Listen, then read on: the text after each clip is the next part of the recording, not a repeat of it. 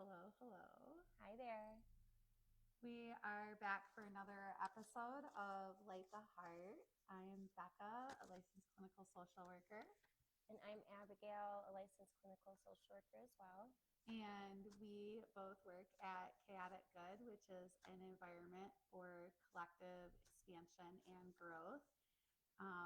It's a very cultivated environment, and we offer a lot of holistic interventions in a safe environment for treating people with CPTSD, depression, anxiety, OCD, sexual issues, relationship issues, and promoting massive breakthroughs and rewiring of the brain. Beautifully said.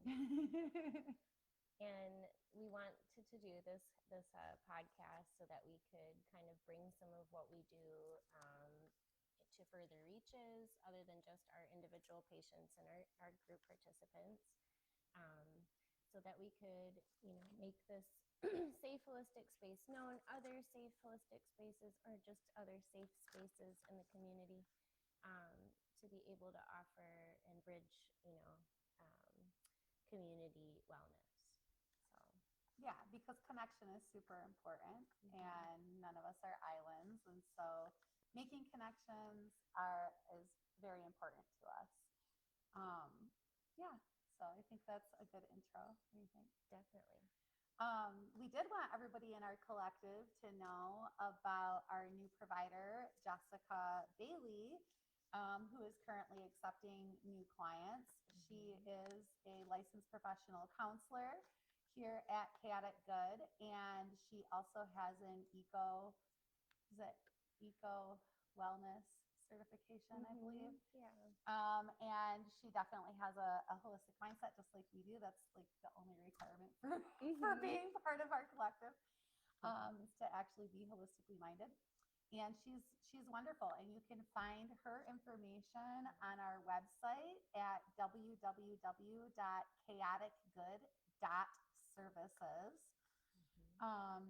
So yeah, Jessica Bailey. And then we also wanted to give a shout out to Jessica People, who is our certified professional recovery coach. I believe that's the correct terminology. Jessica People has been all over the state doing amazing work for several years now. And she worked here in Muskegon leading a team, and doing a lot of on the ground work in the community for people in recovery. She's a legit badass. And she currently works for Bicycle Health, and also is offering services here through Chaotic Good. On Monday evenings, she has availability if you need recovery coaching, Friday evenings, and then by appointment on the weekends. So the times when you might have the most tension in your personal recovery journey, she's available. And she's also going to be starting doing some groups here at Chaotic Good in about a month. So we want to give time for people to hear about what she's going to offer and sign up. So starting in February, she's going to have a couple different groups. So she's going to have a relapse prevention and recovery maintenance group. This is for individuals who are currently in recovery and want to know what happens when they experience a trigger and they don't know what to do with it, or they end up being in situations or environments where they're not sure how to navigate if they have newer skill sets in recovery. And so this is a group designed for people in recovery, who feel stable but still need community, and might benefit from relapse prevention and making those connections. The other group she's going to do is an emotional literacy group, and this group is for individuals who need assistance around like protecting their energy, understanding how to be more emotionally mature, coming from a lens of recovery. So it reminds me kind of your group, Abby, with HSP, highly sensitive people, and that emotional component. But this is like the other road that people are coming to it from, right? Which is the recovery, one of the avenues of recovery.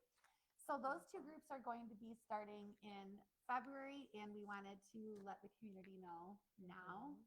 And we'll be posting more information about those groups very soon. Definitely. So that's some light housekeeping items, I feel Some like. light housekeeping. Well, and we had Larry on last week, and his financial literacy class was underway this week, and I believe you can still sign up for it. You can still sign up because I don't know. I don't think they had anybody come. Okay. And I was really surprised. So you can still sign up for the financial literacy class. Okay. Please sign up for the financial literacy class. Larry and Keisha are amazing. They have so much to offer, super well versed. So I am going to be reposting that sign up link. Beautiful. Um, Yeah, because there's a lot of people that actually showed interest in it, and I think heard too late yeah, and I didn't agree. think they could sign up in time. So I think offering a couple more weeks Yeah. for signups would be really nice. Yeah. and So see there's if you still can time. get it. There's still time for sure. Okay. Well, if you are listening and financial literacy is something that you yourself don't need, make sure you spread the love, because there might be other people out there that that would be really helpful for. Yeah, absolutely. Yeah. And then I just posted on our Chaotic Good Facebook page for my HSP class that I teach. I have one that's open for adults again, and that's beginning on Thursday, February 6th, and it runs for 8 weeks. And I'm also doing a teenager edition I'm so excited about, ages 12 to 17. Our youth really could use safe places to be different and accept their own uniqueness in a loving environment. And I think what I find with this group specifically is because everybody's coming in with that unique sensitivity, there's just a level of respect and empathy and compassion that's already there. So I hear a lot of people like, oh, I don't know, group sounds so scary. Because some of us HSPs really are a little bit more introverted. Not all of us, but some of us are, and can have some fears around social anxieties with groups. Oh yeah. But what I always tell them is it's a really perfect way to dip your toe into group, because these everybody that is coming in is feeling the same exact way, most likely. Yeah. Because of their own unique sensitivities. So I think that's going to be a really beautiful way for adults, but and these teens to be able to kind of break out of the masking that's so heavy, especially in middle school and high school. There's plenty of us adults that still mask, but especially for these teens, it's like I see like sharks everywhere. When I think about what they have to go through, I'm just like, oh my gosh, I remember, and then we didn't have different layers of their generation that they have within our own unique upbringing, because they didn't have some of ours. But I do think that it will be nice to have a safe place for them. So if you know anybody, a teen 12 to 17, that they could benefit for that group, please let them know. The sign up links are on our Facebook page. Yeah. And Abby is like the best person ever to teach about highly sensitive people. And she's amazing with kids and teens. And so I'm really glad you're offering it for that age group. We need it so bad. They do. And then it makes my heart warm and heals a part of my own inner teenager. Because if this was available, like one of my friends commented, I used to work with, she commented on the thing, on the flyer, and she's like, I wish I had this when I was a teen. And I'm like, me too. Right. Yeah, me too. That would have been amazing. It would have been amazing. Yeah, for sure. Mare, I can't wait to see you for HSP group either tonight. Yay. It's going to be fabulous. So beautiful. I know that we were kind of just very briefly chatting about like the current energy in the collective before we came on. And there's a lot clearing out. And so I think it feels really heavy and scattered almost, like, yeah. And I think people are having some physical ailments pop up around it? Yeah, physical ailments, and almost kind of like visceral, Yeah. emotional pain is coming up for a lot of people in the collective. Like Becca and I see a lot of patients every week, right? And so we often get a really good idea of what is transpiring in our collective, through the energy that's coming in, And people just literally, part of the reason that we wanted to do the podcast and why we want to do groups is because as we see all these individuals one-on-one throughout the week, we see very prominent patterns in what they're experiencing. This like whole groups of people are going through the exact same thing week to week. And so it's very interesting. And I think maybe I could, maybe if I shared about like what happened that last weekend, like with stuff leaving my, okay. So what we're kind of touching on, I feel like, and I think that whether you're into astrology or not, Mars retrograde has a lot to do with this. Like a lot. So this last weekend, and I know I'm not the only one because we've talked to a few people who experienced the same thing. I started feeling like really like very like was getting like a lot of mucus release, and I was extremely tired, like starting Friday evening, and then it was really bad on Saturday. But I didn't feel like sick. I just felt extremely sore in my body, like super achy, and it wasn't the same as my fibro flare pain. No. It didn't feel like any of the chronic things that I normally experience. So I knew it was something different, right? And I was sitting on the sofa watching a movie with my daughter, and it's like a nice movie, fun movie, whatever. And I would get these super deep pains, and I would just like be groaning from like somewhere really deep inside of me. And I don't normally move through my pain like that. It was really interesting to like feel compelled to just like make these deep, like releasing noises. I was like, what is happening? Yeah. And then I would just like have this really deep sadness come over me, and I started like sobbing these really deep sobs. Like we're in the middle of watching this movie. I'm having a great night. Like I'm all cozy on the sofa. I've got like tea. I'm like, I'll be fine. Like it's okay, Did all the things. I'm like, what is happening? And I was getting like a lot of imagery of, past experiences coming up and everything like that. And I just I let it happen instead of like trying to stop it or understand it in the moment, because I think a lot of times we stop the process that's organically occurring by trying to understand why it's happening and exactly what it is right at that moment. And I'm like, okay, we're just gonna let this happen and see where it goes, and I'll understand it later. The next day I felt like way better, but I still had like a lot of soreness in my body. And then Monday I had like a little bit of brain fog, but I never felt really sick. I just felt like heavy, and like I was releasing all this heaviness. And what I realized was that's what it was. I was releasing a lot of really old, really deep, things that I had been holding on to. And it felt very painful in the moment, like physically painful, actually. Yes. Like physically painful. And I think because, of the type of practices that I regularly engage in, I was kind of aware that it was connected to this emotional thing, but I didn't necessarily know like what it was in the moment. Right. And so yeah, all of that to say, I like immediately when I came in on Monday before I ended up going home, we had a couple people that were like, oh my gosh, this weekend I didn't feel sick, but I had all this heavy, and I'm like, oh my gosh, it's like a collective thing. So I think we've had a lot of people kind of experiencing the same thing. Yes.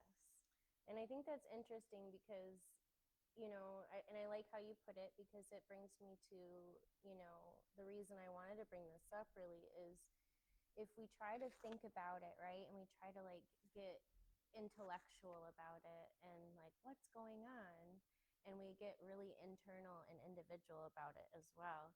We're giving it so much, weight and power too, and there's a level of avoidance there with the emotional pain.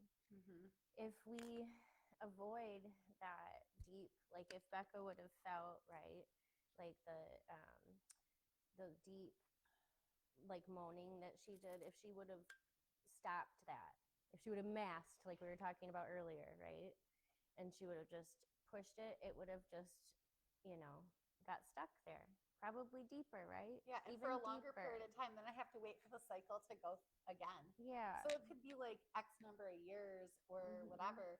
We don't recognize these cycles are really long sometimes. And sometimes we will take something like this that we experience, and we go, oh, I'm, going through this really dark depression, and then we follow this depression loop. Oh yeah, we go down the rabbit hole that we shouldn't go down. Right. And so I guess my point is, we're not in this alone, right? And talk to your loved ones and trusted friends, so that you can, kind of understand that we all going through, kind of this. Well, think about it, right? It's mid-January and we're hibernating. Yeah, we're hibernating. So in this, cave-like space that we're in energetically, we're going to be meeting some things, right, that we've been avoiding. Like, think about summer. You're just running around having a gay old time. We're in the womb in the darkness. We are in the womb in the darkness. So, collectively though, right? So we're not alone. So it's okay. It's okay to not feel okay sometimes. It's okay, to have this deep purge coming up. It's okay to moan and cry and, allow it to just be. It's okay. That means you're healing. It's a good thing. Yeah. And I think a lot of us don't see it that way. And I think the other part is, like, we don't need to understand exactly what it is logically. We don't need to be like, oh, it's the specific thing that I released attached to this one person or this one event, because it's usually not. It could be, it's tied to other things. It could be a stacked thing where it's like a bunch of different things that are similar or generational. And we don't, like, I think we tend to want to, like, know exactly. Yeah. And all we need to know is that we're letting stuff go, and it's a good thing. Yeah. And so you're talking about, a level of faith, right? And trust. And so that's a really huge, scary thing to do, but so necessary in healing, is, just trusting and having faith in that what's coming up is meant to come up and be let go of. And once it's let go, we have space for something else. Yeah. We can't receive what's for us if we got a bunch of junk in the way.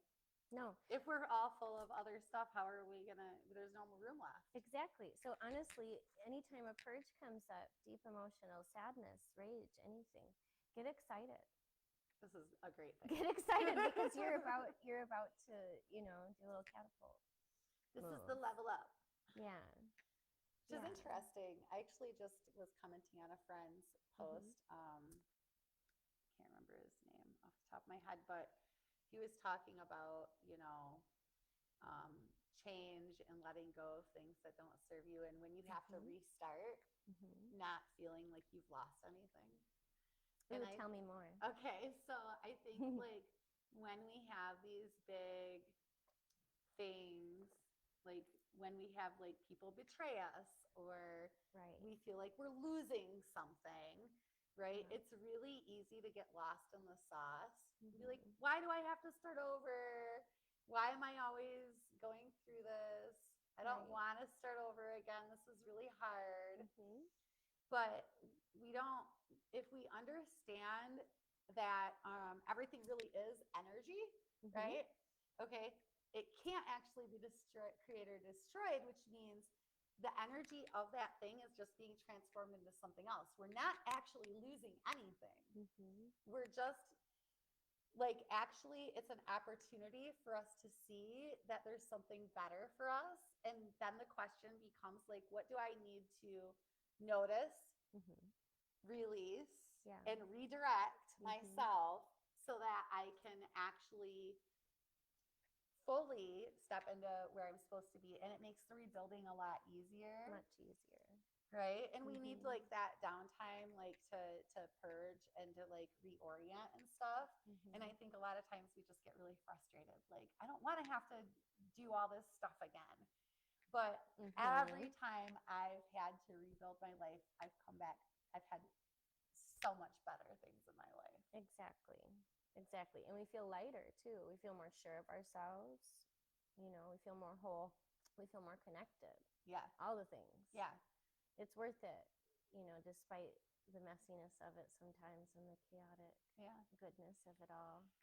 Chaos creates order. It's a mathematical thing. Exactly. You know, and that's what that part of that process reminds me of, is the goodness of the chaos. Yeah, absolutely.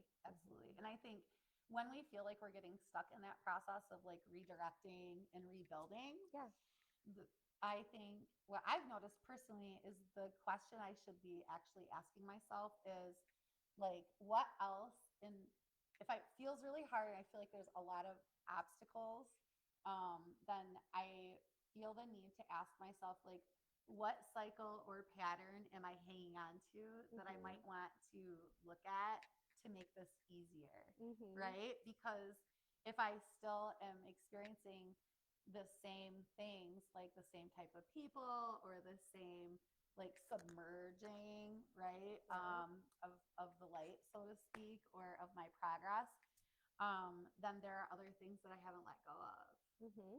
Right? Like if I'm in the same environments and I'm around the same people and I'm doing it the same way I did it the last time, something needs to change. Oh, yeah. Something needs to change.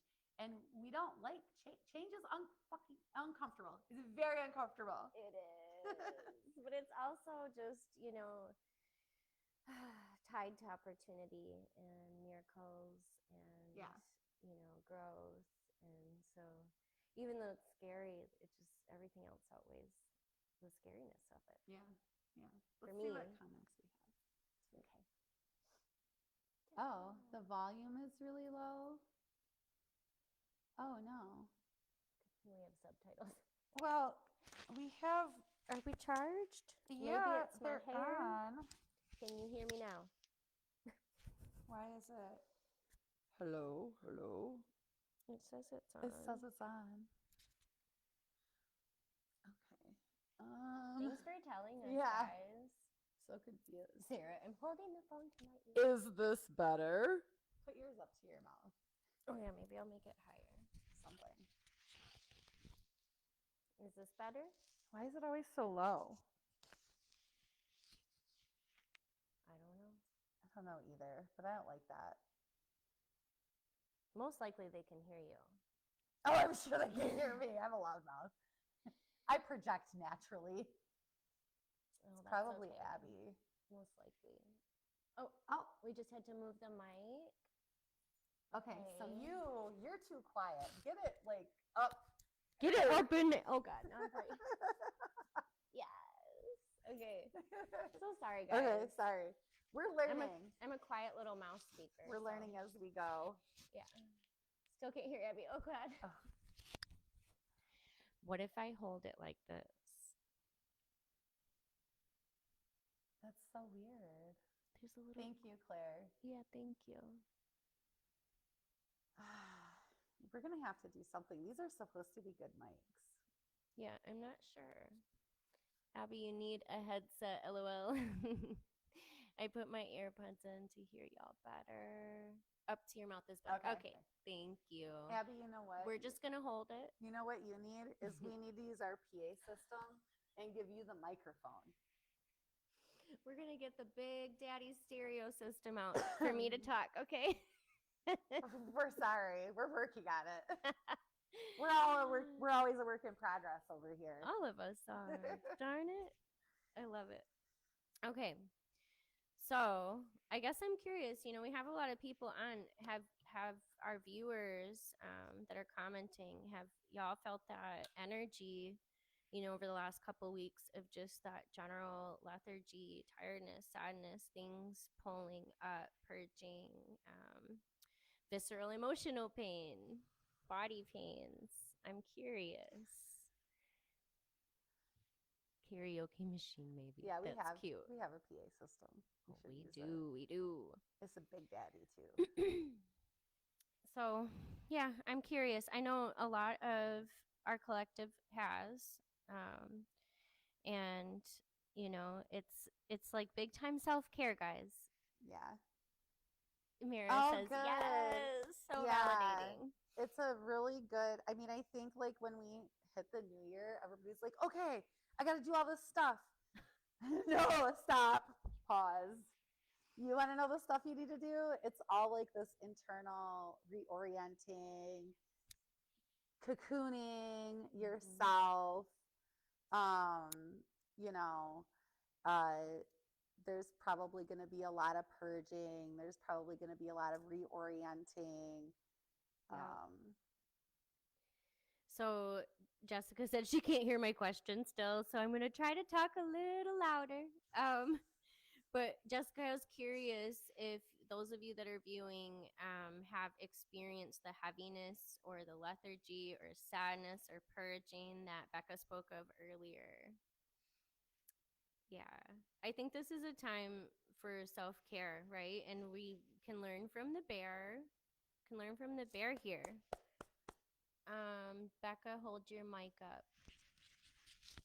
It's like a cute little tiny microphone. I actually enjoy it's it. adorable and it's fluffy. And it's Soft. precious. Yeah. So for me, I have winter plans. They are safety plans, okay? Sometimes tanning is involved. I use SPF, don't worry. Sometimes always my sun therapy light, okay? Like I need that bad boy on. I take vitamin D in the winter. I have a beautiful collective of loved ones that help lift me up. Thank you, Jessica. I think you probably are. She said, I'm just going to say yes. So I think that's a really good direction to go is like, what do we do individually or any like tips we might have? Because everybody does self-care different. Everybody's self-care is totally different. It's not the same. It's not some blanket box cutter, cookie cutter thing. And so sometimes it can be hard to know what we do for self-care if we've never taken care of ourselves. And it can be like super challenging. Yes, exactly. I feel like there's a level of, especially with women, caregiver in us, right? But that's a good thing, guys, because you can turn the caregiver inward, right? If you have those abilities, you just turn them towards yourself. And I think a big part of that is like asking ourselves, one, what do we do for other people to bring them comfort? And then how many of those things are which of those things would we like for ourselves? And another thing that can help, like if we kind of get stuck in that, is we have that needs list. So you can always come in and grab a needs list and determine what your primary needs are and determine how many of those you can fulfill and what it might look like, right? Like if you need cuddling, can you surround yourself with pillows and blankets and feel like you're in a cuddle puddle, even if you might be alone? Definitely. Can you go to Build-A-Bear and buy yourself your very own stuffed dragon toy to cuddle? Yes, and I have. Can you take a nice hot bath with Epsom salt and oil and pull out a bunch of gunk by repeating what you want to surrender or get rid of? Feels great. So Sarah and Jessica both said strange dreams lately. Ah, yes. Interesting. Your self-care is TikTok. It sounds like you like to create. So how else Oh my can you create, right? Yeah, learning and creating. I think for TikTok for me, it's like I'll allow myself like 10 to 15 minutes. And when I'm watching it, it's usually for me intellectualizing. So you got Okay, to figure out so what you want from I it. think we need to talk about the dreams We because do. we've had 3 people talking about this. So when we're in hibernation or the womb space, the dream body is way more online, guys. Okay. You really need to take the meditation class. You guys need to take the meditation class. So Mhm. when the dream body is more organically online, you're gonna have more messages through your dreams. You're going to be more tapped in organically to receive information through dreams, daydreaming, zoning out, um, that type of thing. And Mhm. so, excuse me, I strongly recommend that you have a notebook next to your bed. As soon as you wake up, roll over, grab it, and just write. Also, make sure you put your pen on the new page for the next day so that you don't write on top of what you wrote the night before. And here's the thing, people think when they write down their dreams, like it has to make sense or it has to be like a paragraph or something. Nope. You're building a bridge to a different area of consciousness. So all you need to do, like whatever symbol it is, it could be single words, Mhm. it could be sentences that don't make sense. It doesn't need to make sense right away. It could be the feelings you got from the environment or who you spoke to and what they said. I've had a lot of people saying that they're getting tons of communication from passed on loved ones. Me too. So I think we have a lot of communication coming through, Mhm. from energies that have been prominent in our lives, and we're getting a lot of communication, which is great. So we should make a note of that, and as we continue to build that bridge, then when we look back on it after we marinate on it, Mhm. then we can get the information. We tend to want things right now, and that's not necessarily how it actually occurs in quote unquote real time. Remember that time is fluid. The past, present, and future are happening simultaneously across multiple dimensions, actually. And so, what we perceive as like right now may not be what right now. Mhm. Yeah, sometimes we actually have to wait for further information to come in so that we can put the puzzle pieces together more easily. Hey, Kristen. Hey, yeah, the salt bath and oil. So, yeah, if you're already doing the salt bath and oil, I also recommend amping that up. Water is really good for pulling stuff out of us and getting things flowing. And so I would write down like maybe 2 things that you would like to surrender when you're in the bath and repeat it. Feel the energy of it come up, and you'll actually feel it coming out of your body, and you'll notice it like go into the water, and then you can get up and let it drain out. This is really good for clearing things from the body. There's more to it, but I think that's a Mhm. good starting point. No, definitely. I'm so sorry, Kristen. We are very quiet today. We're gonna have to figure out our mics. It says that they're charged, but And we're and really we're not holding them sure. up to our mouths, We're but it's really not just sure why it's so Jessica says it sounds quiet. better, but it's still a little quiet. Um, Also, before we head out too, today's Thursday, so we have Teresa here all day today doing Reiki. So she does And have access bars. and access bars, which in my opinion is what prompted Becca's huge purge. Okay, so that reminds me, if you feel the way that we've been discussing today on this podcast, you need to come in today and you need to get access bars from Teresa. I'm telling you. Mm-hmm. It's kind of like she's doing mudras on your head, and she's repeating stuff, and you can feel the energy dumping, but it's not like it's draining your energy. It's clearing gunk. And I totally agree. It probably prompted the massive purge that I had after she did it, because she did it Mm-hmm. on Thursday. And then I had Yes. this massive purge. And I could tell that I was dumping gunk while it was happening. It felt really good. I could feel all this energy leaving me in the best way.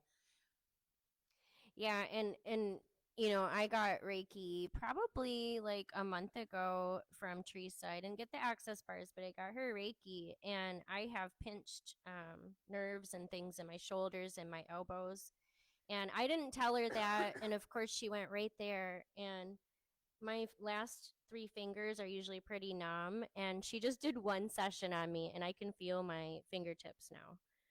When she was working on me, I could feel the blood and the energy just rushing back to my fingertips.